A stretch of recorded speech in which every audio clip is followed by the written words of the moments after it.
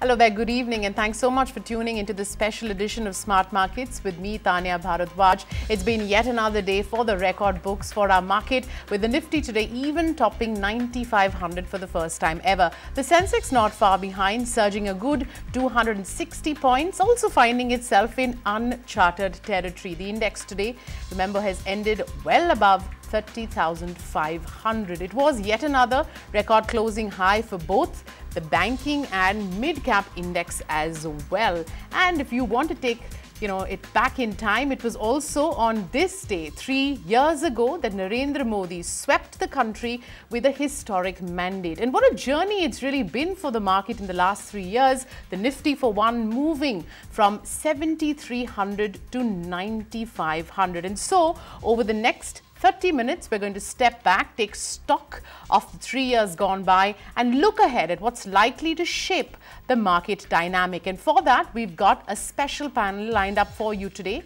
CLSA's Mahesh Nandurkar will join in. We've got Sundaram Mutual Fund's Krishna Kumar, who will speak to us from Chennai, and ASK's Prateek Agarwal is going to be with us as well. Before, of course, we take it to the market men, and before we kick off our discussion, let's get on board our research analysts Tanya Khosla and Avan Dumash to put things into context for us. Tanya, you go first. Equities clearly back in vogue. It's been almost a 2,200 point jump for the Nifty in the last 3 years. But what are the internals telling you? Have things looked rosy overall? Well, Tanya, most of the places, yes, things have looked rosy overall. If you look at the Nifty, the benchmark index has gone up by almost about 32% over the last 3 years. And the top gainers within this index is Eicher Motors, clearly playing on the consumer, the rising consumer sentiment of the public. There's also Maruti as similarly again rising sentiment of the public, and the oil companies IOC and BPCL who've been the shining stars.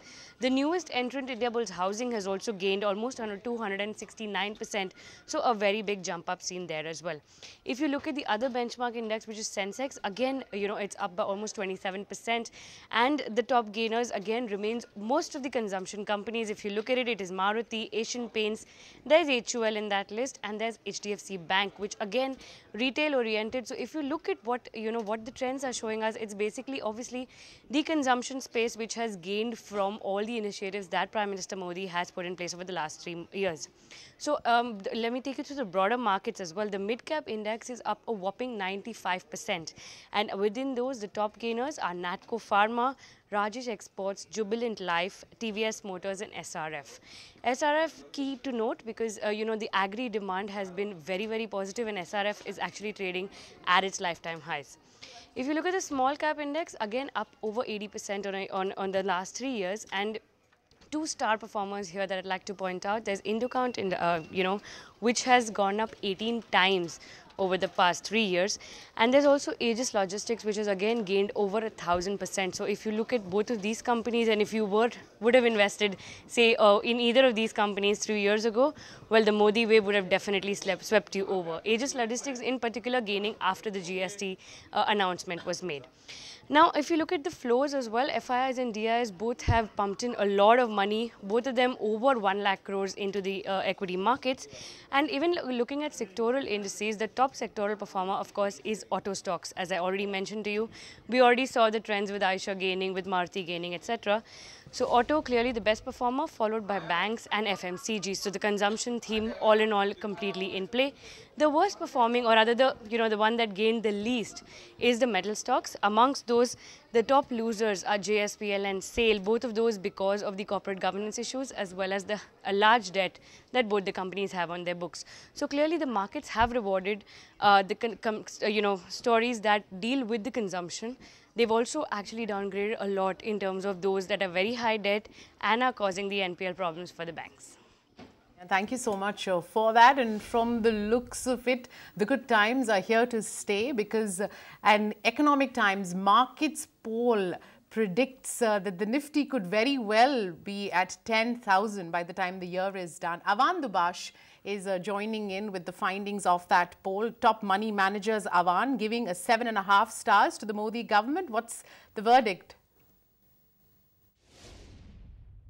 Well, to gauge the market opinion on how Narendra Modi's 3 years of government have been, the first question that we asked the correspondents was what was the outlook when it came to handling the economy. The majority gave a rating of about 8 on 10, that's 35%, the rest about 7 on 10, and 10% respectively gave returns of 9 to 10%. It was only a small handful of 3% that gave a rating of 4 on 10.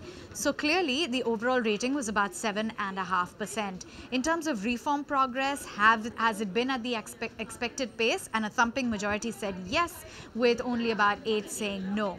In terms of the government's performance for managing the fiscal deficit, was it brilliant, excellent, good, or moderate? Well, excellent is what the majority described it as, good, and then about 13% or so said it was moderate. In terms of the year-end target for the Nifty, the majority has given a response of about 10,000 to 10,500. That's the level to expect, with the next rating at about 9.5 to 10,000 on the Nifty by the end of the year. What's the outlook on the currency? Well, an overwhelming majority said that by the end of December, 64 to the USD is where we're going to see the greenback. Remember, it has been moving from strength to strength. And finally, we also spoke about the liquidity situation. Do the market participants expect money to flow back to the US if the dollar strengthens after the tax proposals come into place? And about 51, which is majority of the respondents, said yes, 38 no, and a neutral opinion came in from 10. All right, Avan and Tanya, ladies, thank you so much for that. Let's take it straight then to our panel. Mahesh Nandurkar, S. Krishna Kumar and Prateek Agarwal right here joining in on the special edition of Smart Markets. Gentlemen, all three of you, good evening and thank you so much for sparing time for this special show. Prateek, let me flag off first by talking to you about, what you heard my colleagues Avan and Tanya talk about. The Nifty moving from 7,300 to 9,500 in 3 years. There's no denying that there's clearly been, the Modi magic at work. How are you looking at it? To your mind, what were the top 3 drivers that that led to this sort of growth that we saw for the market? One is the fact that Indian interest rates have been on the declining path. So we are having a 10-year GSEC at just about 7 or lower, and that changes perspective for the valuations. So what used to be 16.5 times 1 year forward, the average valuations that people were looking for were used to. Now the same number would be 18.5, and that is what is clearly keeping the markets buoyant. Second is the fact that Indian growth prospects seem to hold out a lot of promise. So FY18 growth should surprise on the positive side. It has the benefit of tailwinds of FY17, the demand that was lost on account of demonetization. So some bit of it would come into 18 as well. So that is something that is really helping the markets. Apart from that, the enablers in terms of government keeping its discipline and the reform process helps. So GST is a big thing that the market is focused on at this point in time. Oh, absolutely. 7.5 stars in that ET Markets poll as far as the verdict on, the government's ability to handle the economy goes. But Krishna, how are you looking at it? How much would you say in the last 3 years, the up move we've seen in the market can, be given credit for the government? I think, the Modi government has been very much instrumental in working out a lot of policies designed to spur growth in the country. There was a lot of infrastructure projects which were stuck up in different stages for want of approvals, clearances, and other associated funding issues. That's been set right. The ease of doing business has improved a lot. The process of clearances and approvals has become more transparent and quick with timelines in place. the FDI, has been very strong into the country in the last couple of years. So the image of India in the eyes of the global investor has really, moved up a lot, I should say.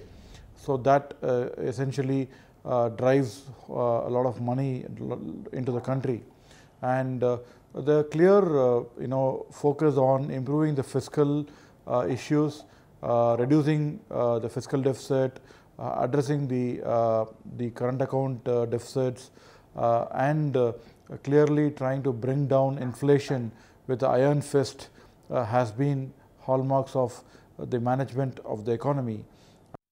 Okay, bringing down the deficit with an iron fist. So that's something, that Krishna Kumar is lauding. But, Mr. Nandurkar, let's extrapolate a little bit. The last 3 years, of course, have been fantastic. What happens now? We're sitting at uncharted territory, 9,500. Do you smell a correction coming anytime soon? No, I mean, clearly, you can't really predict short-term corrections, and, for all you know, over the next 15 days, next 1 month, we might see the markets correcting. But having said that, I'm pretty confident that, if you take a slightly longer term view, let's say take a next 12-month view, we would be, easily in for a 10% plus kind of, overall return. I mean, if you look at the global environment, which is actually looking quite good. I mean, with the recent, election results in France, and, now there are expectations that later on in the year we have the German elections, and the possibility, of Europe disintegrating is now, getting lowered. We are seeing, Mr. Trump getting, his act together and getting some legislative action going over there. So we might see some positive developments from Europe. China seems to be, stabilizing quite well, and in fact our house view over there is that the capex cycle in China is quite strong. The government over there is quite committed to closing down of certain, capacities. The property market seems to be doing okay. The only risk on the horizon at the global level we see is, what might be happening, in the North Korea. But aside from that, it looks like the global environment is also pretty conducive. I mean, locally we have been seeing strong inflows, as well. So, I would say that yes, short-term corrections cannot be ruled out, but I mean, it's clearly looking like a buy on dips market. Right. And, Mr. Nandurkar, the fact remains that especially in the last year or so, India has played sort of catch up to its EM peers. How are you looking at that? Where do, things stand for us in terms of, again, a longer term view when it comes to, comparison to other emerging markets? Well, see, if you look at 2016 calendar year, that was actually quite a bad year for Indian equities in terms of relative performance. On an absolute basis, we did pretty well, but if you compare India's performance, with the other emerging markets, we actually were among the worst performers. During the year, we also saw a lot of foreigners actually reducing their India weight. In fact, as compared to the normal benchmark of around 7.5, at the beginning of 2016, foreigners were holding at least 5.5 percentage point overweight. We kind of an estimate that during the course of 2016, that overweight went down by 1% or a couple of percentage points. So what we are seeing now is that some of that money is slowly coming back. Yes, we have seen some inflows for India dedicated funds as well, but those flows tend to be selective. But we are clearly seeing greater interest from the multi-country emerging market funds. One can't, I mean, it's easy to make a relative case for India. I mean, okay, valuation is a bit of a concern, but among the emerging market packs, India clearly looks like a better story from the top down or from the bottom up perspective, where we are coming off from the lows of the corporate earnings cycle. The corporate profit to GDP ratio in India is currently at an all-time low, because of a variety of reasons, whether it is demonetization, whether it is the AQR, etc. But over with the next couple of years, we see earnings growth in India reviving from almost 0 to 5% that we saw in the last 2 to 3 years to say around 15% range over the next couple of years. So I think that is the reason why the foreign investors are coming back, because they see a very high chance of earnings recovery. Prateek, this question's for you, and I'm just going to read from one of the niggles that the Economic Times markets poll throws up, and that is that should we see the dollar strengthen, and the likelihood of that happening is if indeed we see that tax overhaul from the Trump administration, something that of course Donald Trump has been talking about, but we haven't really seen any action on the ground. If that were to happen, is there a risk then that some of the money will move out of India? No, so lot of the money that chases emerging markets is in the quest of getting diversification. Now, true diversification would be obtained if there is a very strong domestic demand as well. Now, so at this juncture, we are seeing that in India, Indian population, Indian corporates, Indian institutions, so EPFO also has been putting more and more money into equities, and that has made FIIs fringe players. So, there is a debate that goes on that, it's not only India, but even in the West where valuations are lofty, their economies are probably also feeling a bit of pinch. They may correct a bit. For the quest of diversification, since India has such a strong domestic flow, we believe it's a good market.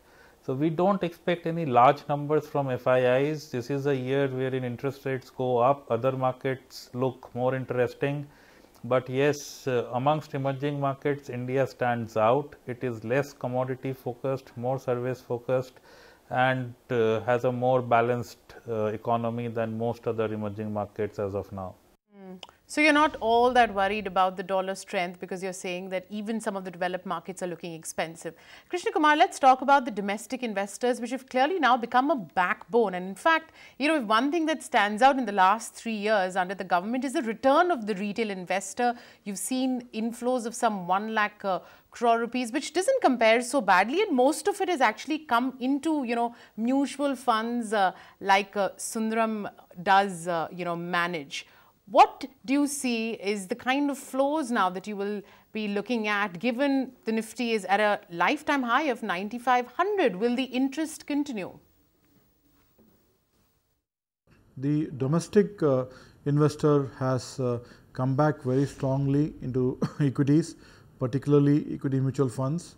The sharp drop in inflation and a stable expectation in terms of CPI being around 4% for a foreseeable future has created an environment where physical savings has come down and financial savings has been on the way up.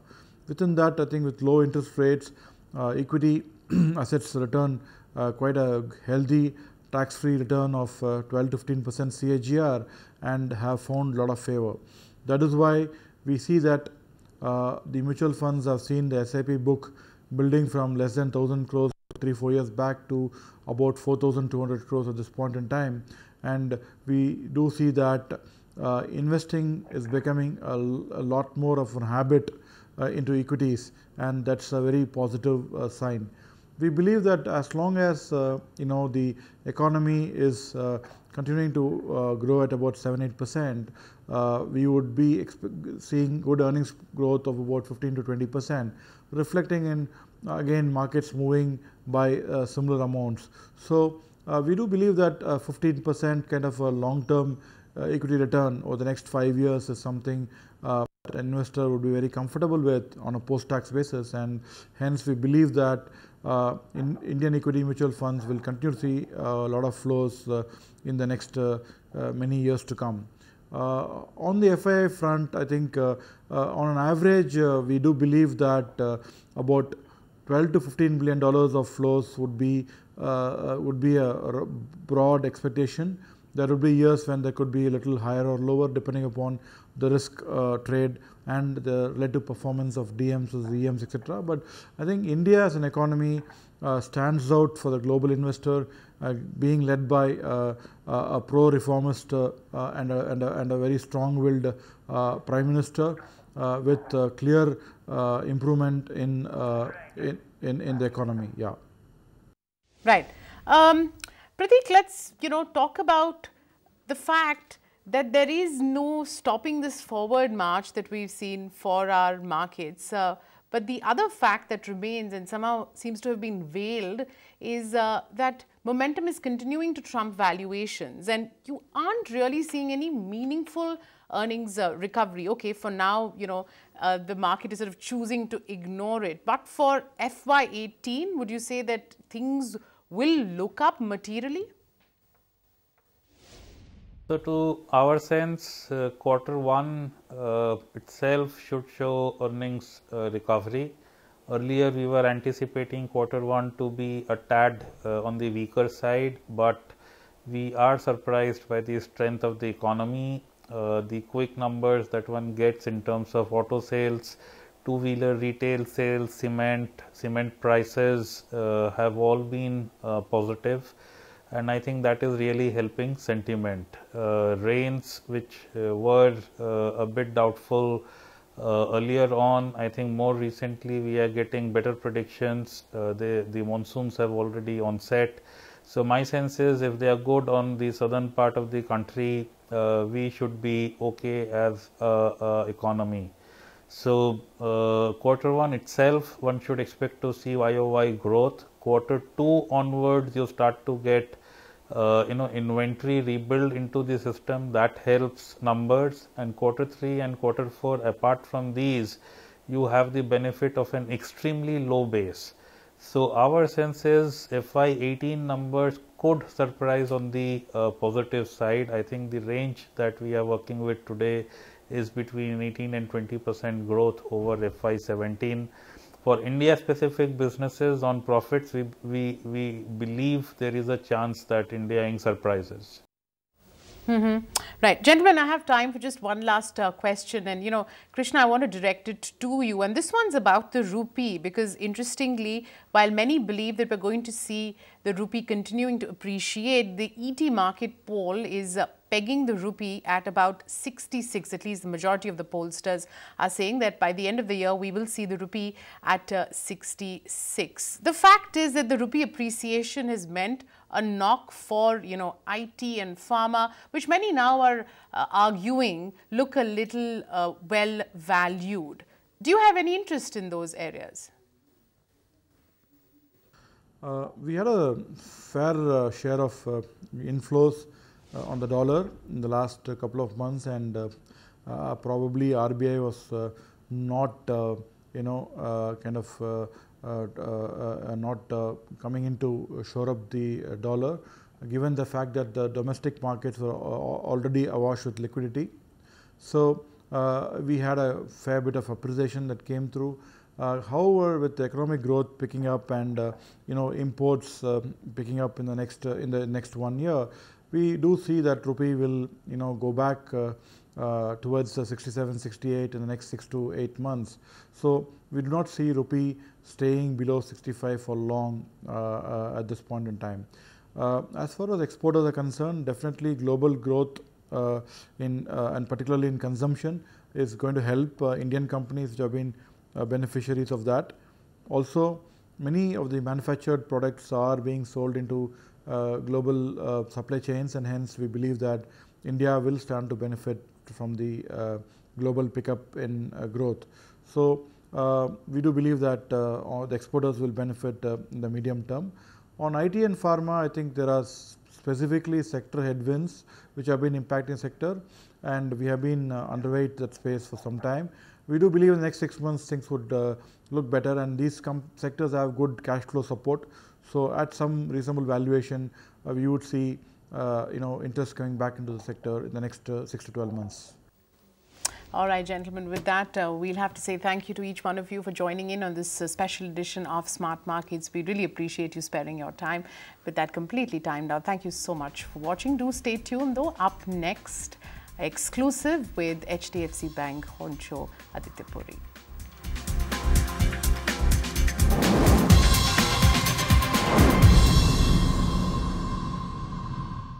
Find us on Facebook at facebook.com/ETNow and don't forget to click the like button. You can also follow us on Twitter at ETNowLive. To stay updated with all our programming, hit the subscribe button on our YouTube channel by logging on to youtube.com/ETNow.